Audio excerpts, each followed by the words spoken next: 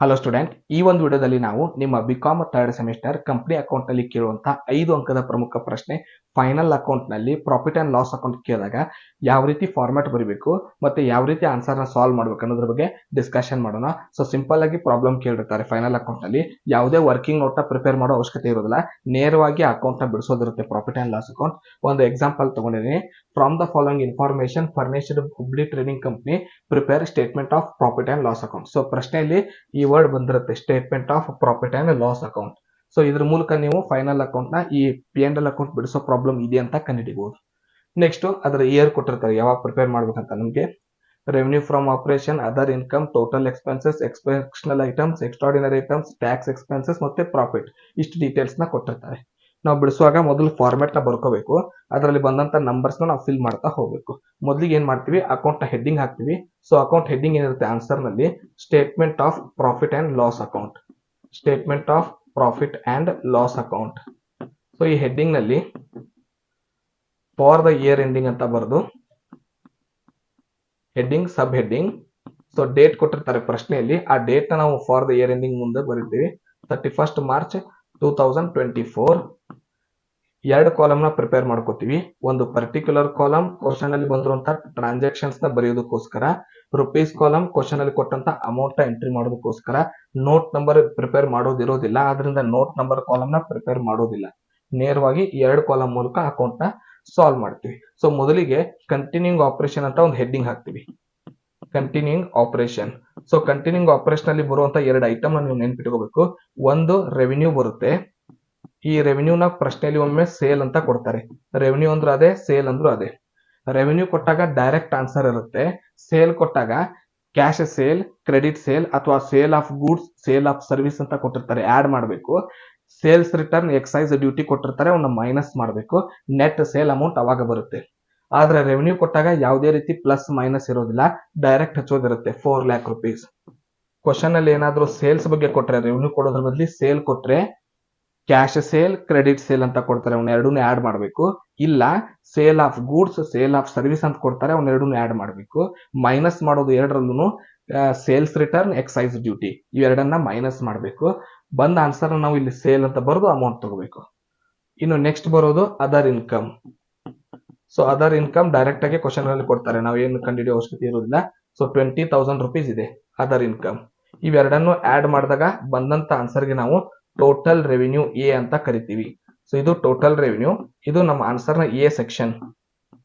So total ಮಾಡ್ಕೊಂಡಾಗ 4 lakh rupees 20,000 ಇದೆ. Next ಕೆಲಸ ಎಕ್ಸ್ಪೆನ್ಸಸ್ ಹೆಡ್ಡಿಂಗ್ ಹಾಕ್ತಿವಿ. ಸೊ ಕ್ವಶನ್ ಅಲ್ಲಿ ಎಕ್ಸ್ಪೆನ್ಸಸ್ ನ ಡೈರೆಕ್ಟ್ ಆಗಿ ಕೊಟ್ಟಿರ್ತಾರೆ. ಇದರಲ್ಲಿರುವಂತ ಎಕ್ಸ್ಪೆನ್ಸಸ್ ಏನಿದೆ, ಟೋಟಲ್ ಎಕ್ಸ್ಪೆನ್ಸಸ್ ಅಂತ ಇದೆ. ಟೋಟಲ್ ಎಕ್ಸ್ಪೆನ್ಸಸ್ ಇದು ನಮ್ದು ಆನ್ಸರ್ ನ ಬಿ ಸೆಕ್ಷನ್. ಟೋಟಲ್ ಎಕ್ಸ್ಪೆನ್ಸಸ್ ಪ್ರಶ್ನೆಯಲ್ಲಿರೋದು 2 lakh rupees ಇದೆ. ಈಗ ನಮ್ದು ಆನ್ಸರ್ ಕಂಡುಹಿಡಿಯೋದು ನಾವು ಎ ಮೈನಸ್ ಬಿ, ಅಂದ್ರೆ ನಮಗೆ ಬಂದಂತ ಆದಾಯ ರೆವಿನ್ಯೂ ನಲ್ಲಿ ಎಕ್ಸ್ಪೆನ್ಸಸ್ ನ ಮೈನಸ್ ಮಾಡ್ತೀವಿ. 4,20,000 ನಲ್ಲಿ 2 lakh ಮೈನಸ್ ಮಾಡಿದಾಗ 2,20,000 ಬರುತ್ತೆ. ಈ ಮೈನಸ್ ಮಾಡಿ ಕಂಡುಹಿಡಿದಂತ ಆನ್ಸರ್ ಏನಂತ ಕರಿತೀವಿ, ಪ್ರಾಫಿಟ್ ಬಿಫೋರ್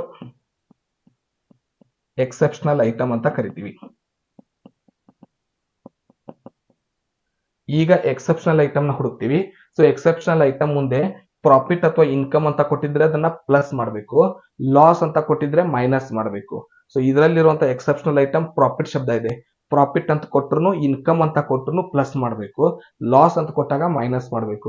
ಇಲ್ಲಿರೋದು ಪ್ರಾಫಿಟ್ ಇದೆ, ಆದ್ರಿಂದ ಪ್ಲಸ್ ಹಾಕ್ತಾ ಇದೀನಿ. ಎಕ್ಸೆಪ್ಷನಲ್ ಐಟಮ್, ಎಕ್ಸೆಪ್ಷನಲ್ ಐಟಮ್ ಎಷ್ಟು ಅಮೌಂಟ್ ಇದೆ, 10,000 rupees ಇದೆ. ಸೊ 10,000 rupees ನ ಆಡ್ ಮಾಡ್ತಾ ಇದ್ದೀನಿ, 2,30,000 rupees. ಇದನ್ನ ನಾವು ಪ್ರಾಫಿಟ್ ಬಿಫೋರ್ ಎಕ್ಸ್ಟ್ರಾರ್ಡಿನರಿ ಐಟಮ್ ಅಂತ ಕರಿತೀವಿ. ಸೊ ಎಕ್ಸೆಪ್ಷನಲ್ ಐಟಮ್ ಆಯ್ತು, ಈಗ ಎಕ್ಸ್ಟ್ರಾರ್ಡಿನರಿ ಐಟಮ್, ಎಕ್ಸ್ಟ್ರಾರ್ಡಿನರಿ ಐಟಮ್ ಅಂತ ಕರಿತೀವಿ. Profit before extraordinary item. ಈಗ ಎಕ್ಸ್ಟ್ರಾರ್ಡಿನರಿ ಐಟಮ್ ನ ಹುಡುಕ್ಬೇಕು. ಸೊ ಪ್ರಶ್ನೆಯಲ್ಲಿ ಎಕ್ಸ್ಟ್ರಾರ್ಡಿನರಿ ಐಟಮ್ಗೂ ಸೇಮ್ ರೂಲ್ಸ್ ಇರುತ್ತೆ. ಕ್ವಶನ್ ಅಲ್ಲಿ ಏನಾದ್ರೂ ಲಾಸ್ ಅಥವಾ ಎಕ್ಸ್ಪೆನ್ಸಸ್ ಅನ್ನು ವರ್ಡ್ ಕೊಟ್ರೆ ಮೈನಸ್, ಪ್ರಾಫಿಟ್ ಅಥವಾ ಇನ್ಕಮ್ ಅನ್ನೋ ಶಬ್ದ ಕೊಟ್ರೆ ಪ್ಲಸ್. ಇದರಲ್ಲಿ ಲಾಸ್ ಬಂದಿದೆ, ಇದನ್ನ ಈಗ ಮೈನಸ್ ಮಾಡ್ತೀವಿ. 5,000 ಎಕ್ಸ್ಟ್ರಾರ್ಡಿನರಿ ಐಟಮ್ ನ ಮೈನಸ್ ಎಕ್ಸ್ಟ್ರಾರ್ಡಿನರಿ ಐಟಮ್. ಈ ಎಕ್ಸೆಪ್ಷನಲ್ ಐಟಮ್ ಮತ್ತು ಎಕ್ಸ್ಟ್ರಾರ್ಡಿನರಿ ಐಟಮ್ ನ ಎಂಟ್ರಿ ಮಾಡುವಾಗ ಪ್ರಾಫಿಟ್ ಇದೇನೋ, ಇನ್ಕಮ್ ಇದೇನೋ, ಲಾಸ್ ಇದೇನೋ, ಎಕ್ಸ್ಪೆನ್ಸಸ್ ಅಂತ ವರ್ಡ್ ಇದೇನೋ ನೋಡಿ ಪ್ಲಸ್ ಮೈನಸ್ ಡಿಸೈಡ್ ಮಾಡಬೇಕು. 2,30,000 5,000 ಮೈನಸ್ ಮಾಡಿದಾಗ 2,25,000 ರುಪೀಸ್ ಆಗುತ್ತೆ. ಇದನ್ನ ನಾವು ಪ್ರಾಫಿಟ್ ಬಿಫೋರ್ ಟ್ಯಾಕ್ಸ್ ಅಂತ ಕರಿತೀವಿ. Profit before tax. Next minus fix ಮಾಡ್ತೀವಿ. ಟ್ಯಾಕ್ಸ್ ನಲ್ಲಿ ಪ್ಲಸ್ ಇರೋದಿಲ್ಲ. ಟ್ಯಾಕ್ಸ್ ಎಕ್ಸ್ಪೆನ್ಸಸ್ ಕೊಟ್ಟಿರ್ತಾರೆ, ಮೈನಸ್ ಫಿಕ್ಸ್ ಅದು 20,000 ರುಪೀಸ್. ಸೊ 20,000 ರುಪೀಸ್ ನ ಮೈನಸ್ ಮಾಡಿದಾಗ 2,05,000 ರುಪೀಸ್ ಬ್ಯಾಲೆನ್ಸ್ ಉಳಿತು. ಇದನ್ನ ನೆಟ್ ಪ್ರಾಫಿಟ್ ಅಥವಾ ಪ್ರಾಫಿಟ್ ಆಫ್ಟರ್ ಟ್ಯಾಕ್ಸ್ ಅಂತ ಕರಿತೀವಿ. ಇನ್ನೊಂದು ಪ್ರಾಫಿಟ್ ಕೊಟ್ಟಿರ್ತಾರೆ ಕ್ವಶನ್ ಅಲ್ಲಿ, ಡಿಸ್ಕಂಟಿನ್ಯೂಯಿಂಗ್ ಆಪರೇಷನ್. ನಾವು ಇಷ್ಟೊತ್ತನ ಬಿಡಿಸಿದ್ದು ಕಂಟಿನ್ಯೂಯಿಂಗ್ ಆಪರೇಷನ್, ಅವರು ಡೈರೆಕ್ಟ್ ಆಗಿ ಡಿಸ್ಕಂಟಿನ್ಯೂಯಿಂಗ್ ಆಪರೇಷನ್ ಆನ್ಸರ್ ಕೊಟ್ಟಿರ್ತಾರೆ. ಪ್ರಾಫಿಟ್ ಕೊಟ್ಟಿದ್ರೆ ಪ್ಲಸ್ ಮಾಡ್ತೀವಿ, ಲಾಸ್ ಕೊಟ್ಟಿದ್ರೆ ಮೈನಸ್ ಮಾಡ್ತೀವಿ. ಈ ಕ್ವಶನ್ ಅಲ್ಲಿ ಪ್ರಾಫಿಟ್ ಇದೆ, ಸೊ ಪ್ಲಸ್ ಮಾಡ್ತೀವಿ. Profit from discontinuing operation. So ಅದೆಷ್ಟಿದೆ ಅಂದ್ರೆ 5,000 ಇದೆ. ಆಡ್ ಮಾಡಿದ ನಂತರ 2,10,000 ರುಪೀಸ್ ಬಂತು. ಇದನ್ನ ನಾವು ಟೋಟಲ್ ಪ್ರಾಫಿಟ್ ಅಂತ ಕರಿತೀವಿ. Total profit 2,10,000. ಇದರಲ್ಲಿ ನೆನ್ಪಿಟ್ಕೋಬೇಕಾಗಿರೋದು ಕಂಟಿನ್ಯೂಯಿಂಗ್ ಆಪರೇಷನ್ ಹೆಡ್ಡಿಂಗ್ ನ, ಅದರಲ್ಲಿ ಬರೋ ಎರಡು item revenue, other income. Next heading ನೆನ್ಪಿಟ್ಕೋಬೇಕಾಗಿರೋದು ಎಕ್ಸ್ಪೆನ್ಸಸ್, ಅದರಲ್ಲಿ ಬರೋದು ಟೋಟಲ್ ಎಕ್ಸ್ಪೆನ್ಸಸ್. ಇವೆರಡನ್ನು ಅಡ್ಜಸ್ಟ್ ಮಾಡಿದಾಗ ಮೈನಸ್ ಮಾಡಿದಾಗ ಬರೋ ಆನ್ಸರ್ಗೆ ಪ್ರಾಫಿಟ್ ಬಿಫೋರ್ ಎಕ್ಸೆಪ್ಷನಲ್ ಐಟಮ್ ಅಂತ ಕರಿತೀವಿ. ಎಕ್ಸೆಪ್ಷನಲ್ ಐಟಮ್ ತಗೊಂಡ ನಂತರ ಬಂದ ಆನ್ಸರ್ಗೆ ಪ್ರಾಫಿಟ್ ಬಿಫೋರ್ ಎಕ್ಸ್ಟ್ರಾರ್ಡಿನರಿ ಐಟಮ್ ಅಂತ ಕರಿತೀವಿ. ಎಕ್ಸ್ಟ್ರಾರ್ಡಿನರಿ ಐಟಮ್ ತಗೊಂಡ ನಂತರ ಪ್ರಾಫಿಟ್ ಬಿಫೋರ್ ಟ್ಯಾಕ್ಸ್ ಅಂತ ಬರಿತೀವಿ. ಟ್ಯಾಕ್ಸ್ ತಗೊಂಡ ನಂತರ ಬಂದ ಆನ್ಸರ್ಗೆ ನೆಟ್ ಪ್ರಾಫಿಟ್ ಅಥವಾ ಪ್ರಾಫಿಟ್ ಆಫ್ಟರ್ ಟ್ಯಾಕ್ಸ್ ಅಂತ ಕರಿತೀವಿ. ಡಿಸ್ಕಂಟಿನ್ಯೂಯಿಂಗ್ ಆಪರೇಷನ್ ಅಮೌಂಟ್ ಕೊಟ್ಟರೆ ತಗೊಳ್ಳೋದು, ಇಲ್ಲ ಅಲ್ಲಿಗೆ ಆನ್ಸರ್ ಎಂಡ್ ಆಗುತ್ತೆ. ಸೊ ಇದಿಷ್ಟು ಫಾರ್ಮ್ಯಾಟ್. ಇದರ ನೋಡ್ಕೋದ್ರ ಮೂಲಕ ನೀವು ಪೂರ್ತಿ ಅಂಕಗಳನ್ನ ಗಳಿಸಬಹುದು. ಮುಂದಿನ ವಿಡಿಯೋದಲ್ಲಿ ಮತ್ತೊಂದು ಮೆಥಡ್ ನೊಂದಿಗೆ ಸಿಗೋಣ. ಧನ್ಯವಾದಗಳು.